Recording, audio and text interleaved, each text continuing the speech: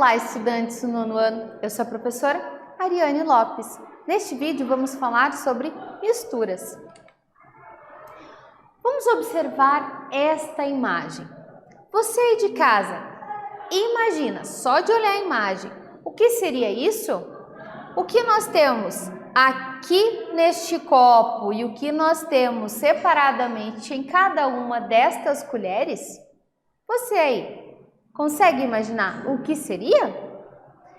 Por acaso, você aí de casa já ouviu falar, já fez uso de soro caseiro? E você saberia responder para o professor para que serve? Eu vou dar um tempinho para vocês pegarem o caderno, para vocês anotarem o que a professora está falando e para que vocês perguntem aí em casa, para quem estiver em casa, o que é um soro caseiro e para que serve o soro caseiro. Então, um tempinho para vocês responderem. Vamos lá?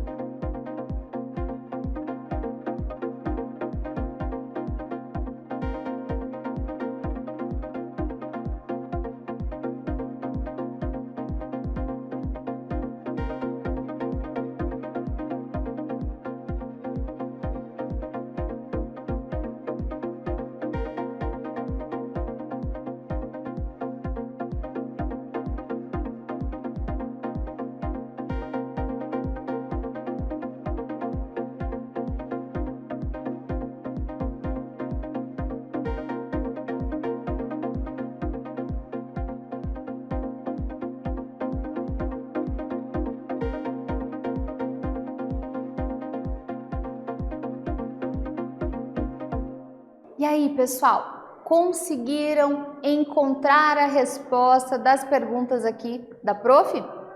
Então, primeiramente, aqui na imagem, analisando a imagem, nós temos um copo de água, a colher menor, que é uma colherzinha de café, seria então sal. A colher maior, que seria uma colher de sopa, tem açúcar. Aqui eles estão substâncias separadamente, né? Quando a gente faz a união, faz a mistura destes elementos, nós vamos ter então o soro caseiro. Então, bem certinho, pessoal, é 1 litro de água, anota lá, a professora falou para pegar o caderno. 1 litro de água para 1 colher de sopa de açúcar e 1 colher de café de sal. Aí nós vamos obter então o soro caseiro. Tá bom, professora, já ensinou a fazer o soro caseiro, né? Hoje já teve até receitinha na aula.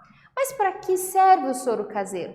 Que é o que eu espero que você aí de casa tenha perguntado para os responsáveis, para vocês que estão aí em casa.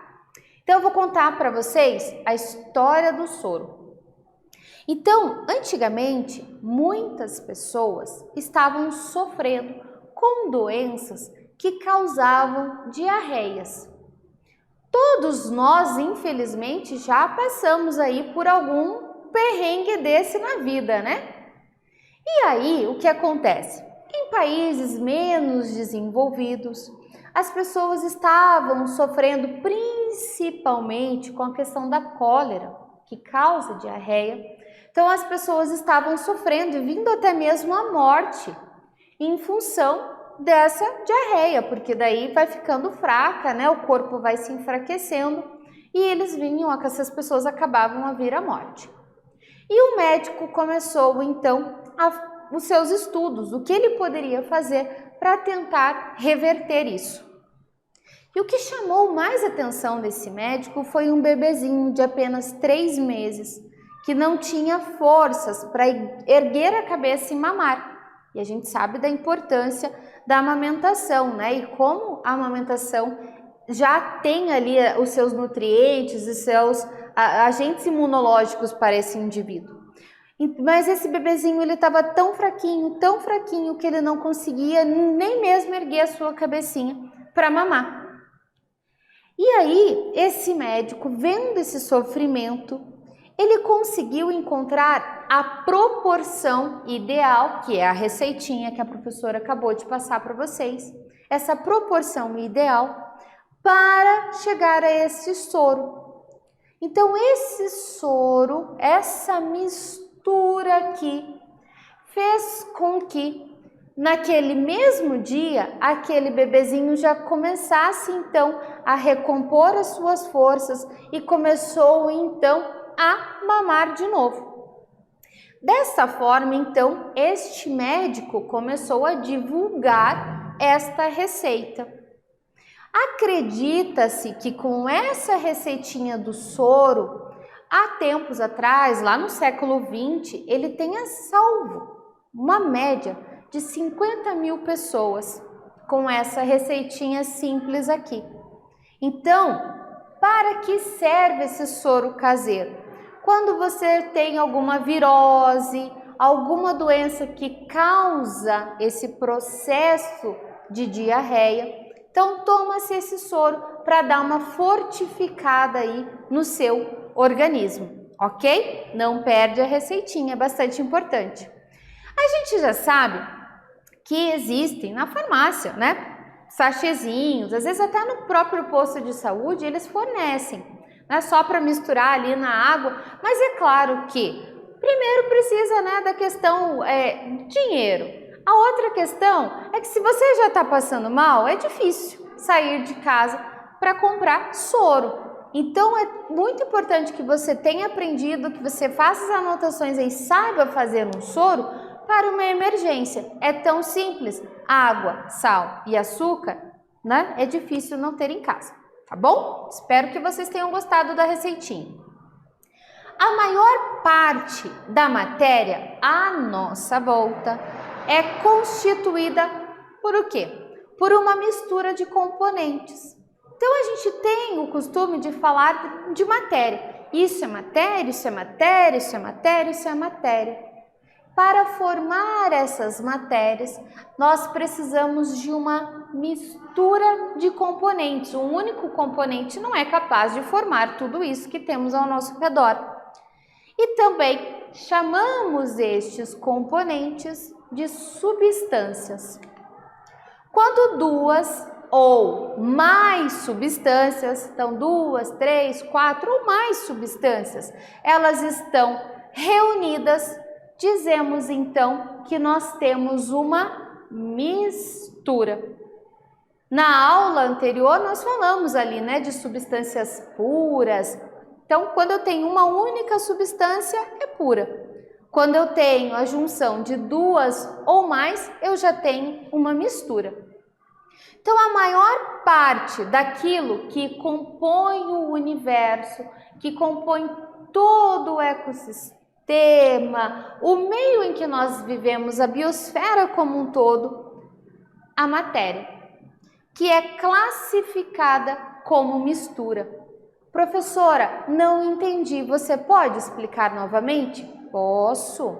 Então, vamos voltar de trás para frente. Mistura. Quando eu tenho a junção, a união, a reunião de 2 ou mais substâncias.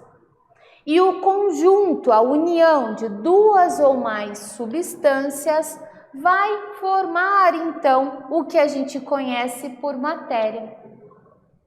E todos esses compostos de matéria é o que compõe o todo, compõe o universo. As misturas, elas podem ser classificadas em homogêneas ou heterogêneas, dependendo, de acordo com seu aspecto. Vamos analisar primeiro as palavras. Então, quando eu falo homo é igual, eu quero dizer que é igual. Quando eu falo hétero, eu estou falando de diferente. Então, vamos tentar utilizar isso ao nosso favor. Homo igual, hétero diferente, para entender esse conteúdo. Então, vamos à imagem. Nessa imagem, neste copo, eu tenho água.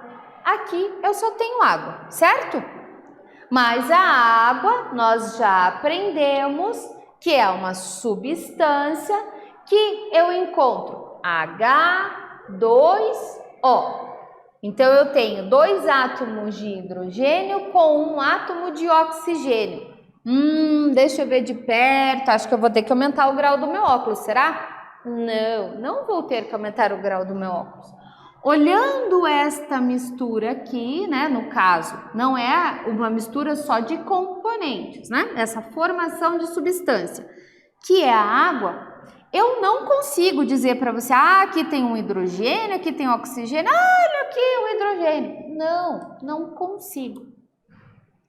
Estudando os elementos químicos, nós conseguimos chegar nessa resposta de que para eu ter água, eu preciso ter a fórmula da água, fórmula química, H2O. 2 hidrogênios, 2 átomos de hidrogênio para 1 átomo de oxigênio. Mas eles estão tão bem unidos ali que essa mistura é homogênea. Eu não estou conseguindo ver onde está o hidrogênio, onde está o oxigênio. Não consigo. Se você conseguir, me avisa, tá bom? Agora, do outro lado, nós temos o que nós vamos entender que é uma mistura heterogênea. E o que é uma mistura heterogênea? Então, aqui nesta imagem, nós temos água e óleo. Por causa da densidade, a gente já sabe que água e óleo não se misturam. Então, eu consigo enxergar o que nós chamamos de 2 fases. Então, aqui embaixo eu tenho água e aqui em cima eu tenho óleo divididos. Se eu consigo enxergar 2 fases diferentes, que eu expliquei aqui, quer dizer que essa mistura é uma mistura heterogênea. Então, aqui, quando eu não consigo separar visualmente as coisas, aqui eu tenho uma mistura de substância homogênea.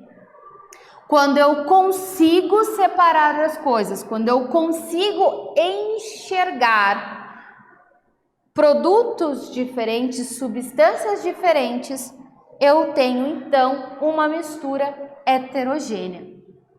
As misturas homogêneas podem ser chamadas também de soluções. Essas soluções, elas apresentam apenas uma fase. Opa, vale a pena anotar isso no caderno.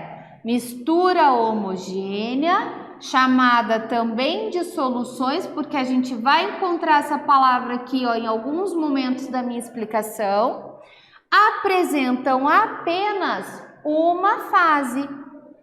Por isso, não conseguimos diferenciar visualmente os materiais que as compõem.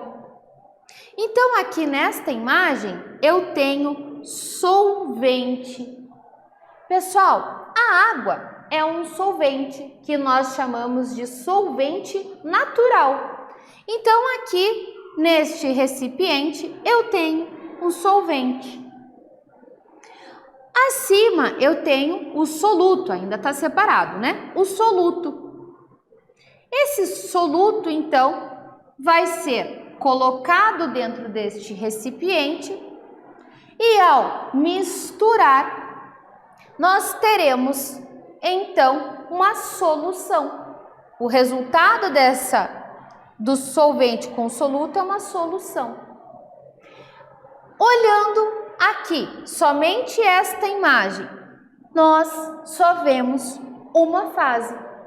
Eu só consigo observar que esse pozinho azul que foi jogado dentro do solvente dissolveu e deixou de ser, ó, aqui a gente consegue identificar que ele parece um pozinho, né? Parece um suquinho. E aí vem pra cá, ó, pozinho de suco, né? Jogou aqui. Quando joga aqui, a gente consegue observar o quê? Eu só consigo ver esse solvente azul. Isso quer dizer que neste momento nós só temos uma fase e nós temos aqui então uma solução.